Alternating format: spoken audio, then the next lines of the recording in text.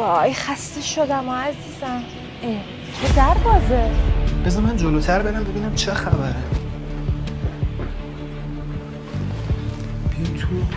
فعلا که خبری نیست. سلام مامان جان. مامان شما کلید از کجا آوردی؟ والا اینقدر عجله داشتین رفتین درم قفل نکردین. حالا بیلش کن اینا رو. اومدم با کلی اسم برای پسرمون. بیاید بشینید ببینید کدومشو دوست دارید.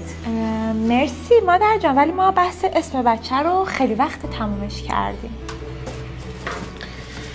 شما بی زحمت وارد خونه کسی بدون اجازه نشو. دنبال اسم بچه نگرد. دنبال شوهر برای دخترت باش عزیزم. مامان شما کی اومدین؟ خدا به خیر کنه.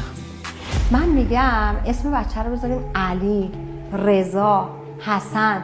هم حافظ بچه است هم آبرو داره. چطوره؟ نه این همه اسم. یه اسمی بذارید که اصالت ایرانی داشته باشه. خشایار، پیمان، سالار. ای بابا زمان قدیم شیکم میزایدیم پدر خانواده اسم بچه رو انتخاب میکرد، نه هر کسی از راه برسه واسه خودش اسم انتخاب کنه. همون شکم زایدی که الان خونت محل رفت آمده دختره ترشیدت شده. ای مامان زشته. شما چی؟ یه اسم واسه دخترت انتخاب کردی که اصلا به شخصیتش نمیخوره.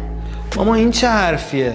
شما داری انتخاب پسرتو زیر سوال میبری. خدا رو شکر کنار هم خوشبختن. چشم حسودا کور. بالا اسمایی که من انتخاب کردم حرمت داره. الان اسمایی که شما انتخاب کردین چی داره؟ ولی ما انتخابمون رو واسه اسم بچه با احمد رضا کردیم. شما هم خیلی لطف کردین تا اینجا اومدین، ولی ما انتخاب میکنیم که اسم بچه چی باشه. مامانای خوشگل قربونتون برم، بیاین از خودتون پذیرایی کنید. بابا یکم رحم کنین. این دختر باید استراحت کنه. تو رو خدا بحث این اسم هم دیگه تموم کنین. احمد رضا فکر کنم یه چیزی داره میشه. چی شده؟ وای چی شد؟